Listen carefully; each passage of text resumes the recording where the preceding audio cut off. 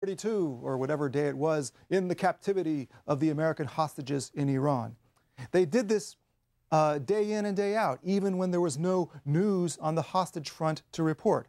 So Carter was under enormous pressure to do something about the situation. Now, I mentioned earlier that the Iranian students had taken 76 Americans captive. But shortly after seizing the embassy, the students released all the women and black hostages on the grounds that Islam respected women and that blacks were already victims of American oppression. So now there were 52 white male hostages. In April 1980, Carter authorized the U.S. military to proceed with a daring attempt to rescue the hostages. The idea was to fly 8 helicopters to a remote desert site inside Iran. After being refueled by cargo planes, the helicopters would proceed to a secret airbase outside Tehran. The rescue team would then get into trucks, drive over to the embassy, rescue the hostages, take them back to the airbase, and helicopter them to safety. The fact that this plan seemed preposterous on its face was one of the strongest arguments in its favor. It was so far-fetched, the argument went, that the Iranians would not possibly be prepared for it, and it thus might just succeed. The planning for the rescue mission brought the rivalry between Vance and Brzezinski to a head and resulted in Vance's final defeat. Brzezinski strongly supported the rescue mission. He thought it was essential for American credibility and honor that the United States show it was willing to use force to achieve its objectives. Vance was equally strongly opposed to the operation.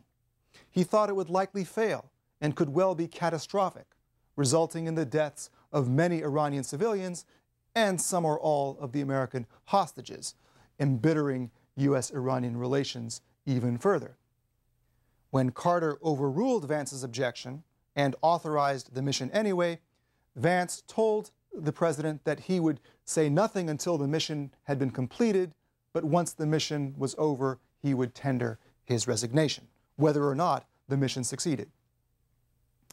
As it happened, the rescue attempt failed in its first stage, when, in a remote portion of the Iranian desert, clouds of atmospheric dust caused serious mechanical difficulties for the helicopters. The commander of the rescue team recommended that the mission be aborted, and Carter agreed. During the evacuation, a plane and a helicopter collided with each other, killing 8 servicemen. Carter reported the humiliating news to the American people, taking full responsibility for the failure. Vance tendered his resignation as planned and was replaced as Secretary of State by former Senator from Maine, Edmund Muskie. The debacle only deepened the public impression that Carter had lost control of foreign policy. In July 1980, the Shah died in Egypt. 2 months later, Saddam Hussein, the president of Iraq, launched an attack on Iran. Iraq, as you know, had a long-standing dispute with Iran over the Shatt al-Arab waterway, which lies at the head of the Persian Gulf. In 1975, under the pressure of a Kurdish uprising supported by the United States, which I'll discuss in greater detail in a later lecture, Saddam had reluctantly agreed to share Shatt al-Arab with Iran, despite the fact that a prior treaty had placed the waterway under Iraqi jurisdiction. With Iran now distracted by domestic turmoil, Saddam decided to launch a war that would weaken Iran further and force it to return to the older agreement. And more generally, Saddam wanted to eliminate Iran as a rival for hegemony in the Persian Gulf region. The resulting Iran-Iraq war would continue for the next 8 years, causing 1 million casualties on both sides. More immediately, however, it helped set the stage for a diplomatic settlement of the hostage crisis. Iran's difficulties with Iraq predisposed it to be more pragmatic about the hostage issue. it would be impossible to give full attention to the war unless the hostage crisis could be brought to a conclusion. Accordingly, the Iranians signaled their willingness to cut a deal with the Americans. But the Iranians' realization that they would have to take a more realistic view came too late to save Carter's presidency.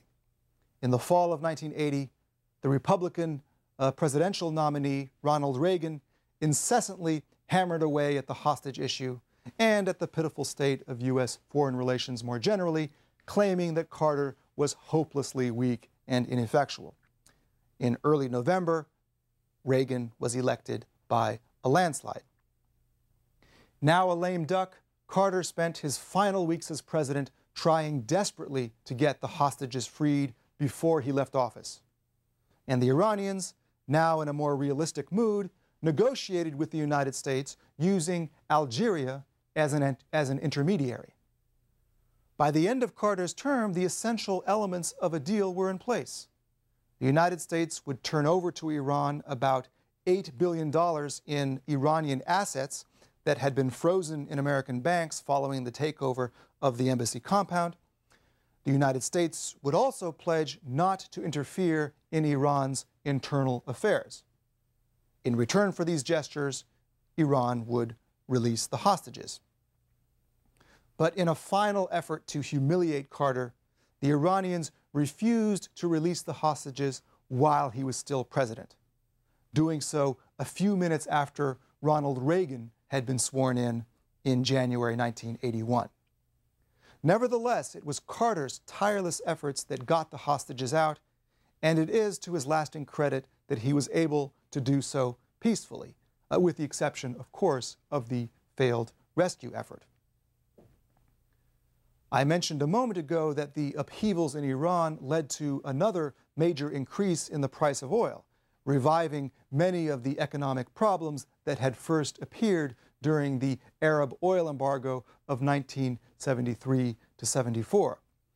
In our next lecture, we'll revisit the decade of the 1970s, paying special attention to the economic, political, and cultural changes in American life that resulted from this country's growing dependence on Middle Eastern oil.